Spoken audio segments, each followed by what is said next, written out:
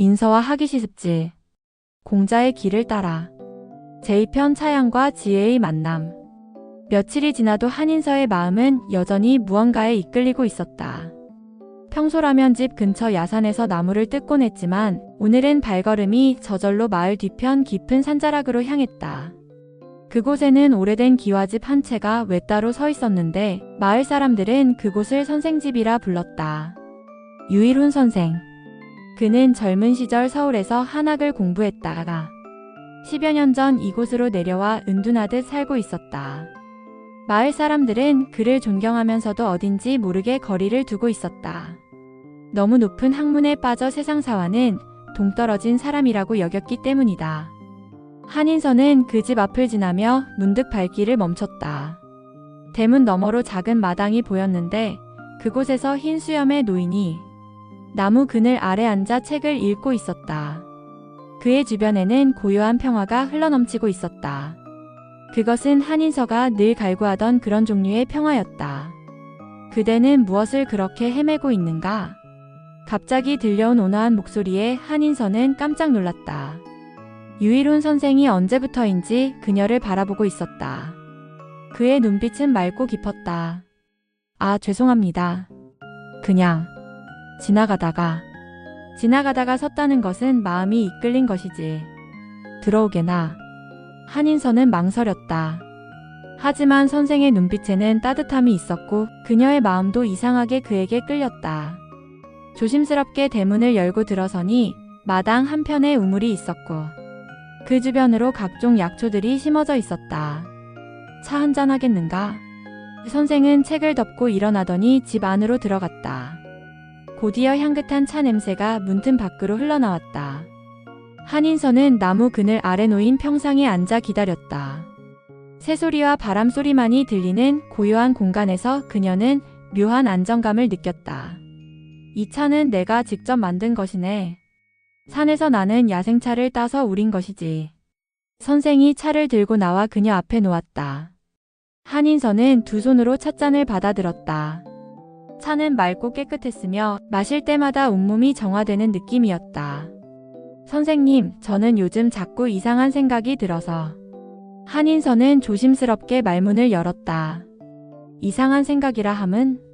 사람이 왜 살아가는지, 무엇을 위해 살아가는지. 그런 생각들이요. 유일훈 선생은 찻잔을 들고 천천히 차를 마셨다. 그의 얼굴에는 미소가 어려 있었다. 그런 생각이 드는 것은 자연스러운 일이네. 사람은 동물과 달리 단순히 먹고 살아가는 것만으로는 만족하지 못하는 존재니까. 그렇다면 사람은 무엇을 해야 하는 건가요? 먼저 자신을 알아야 하지. 자신이 무엇인지 어떤 존재인지를 아는 것이 모든 학문의 시작일세. 한인서는 선생의 말에 깊이 빠져들었다. 자신을 아는 것이 학문의 시작이라니. 그렇다면 지금까지 자신은 자신에 대해 무엇을 알고 있었던가? 옛날 중국에 공자라는 성인이 계셨다네. 그분은 나를 아는 자가 적다고 하셨지. 많은 사람들이 그분의 가르침을 듣고 따랐지만 정작 그분 자신을 진정으로 이해하는 사람은 드물었다는 뜻이었을 게야. 공자요? 한인서의 눈이 번쩍 뜨였다. 할머니가 들려주던 그 이야기 속의 성인이었다. 그렇네. 공자는 사람이 어떻게 살아야 하는지에 대해 평생을 고민하고 가르치신 분이야. 그분의 가르침은 지금도 우리에게 큰 의미가 있지. 그렇군요. 그분이 가르치고자 한 것은 어떤 가르침이신가요? 선생은 잠시 먼 곳을 바라보더니 천천히 입을 열었다. 인이라는 것이 있네. 사람다운 마음, 다른 사람을 사랑하고 배려하는 마음 말이야. 공자는 이것이 사람의 가장 중요한 덕목이라고 하셨지. 한인서는 찻잔을 놓고 선생의 말에 귀를 기울였다. 인. 그 단어는 그녀의 마음 깊은 곳에서 무언가를 울렸다. 그런데 인이란 무엇인가요? 사람 인자와 둘 이자가 합쳐진 글자네. 즉, 사람과 사람 사이의 관계에서 나타나는 덕목이야. 혼자서는 실천할 수 없는 것이지. 한인서는 고개를 끄덕였다. 그동안 자신이 느꼈던 공허함이 혹시 다른 사람들과의 진정한 관계에서 멀어져 있었기 때문은 아닐까 하는 생각이 들었다. 그렇다면 어떻게 해야 인을 실천할 수 있을까요?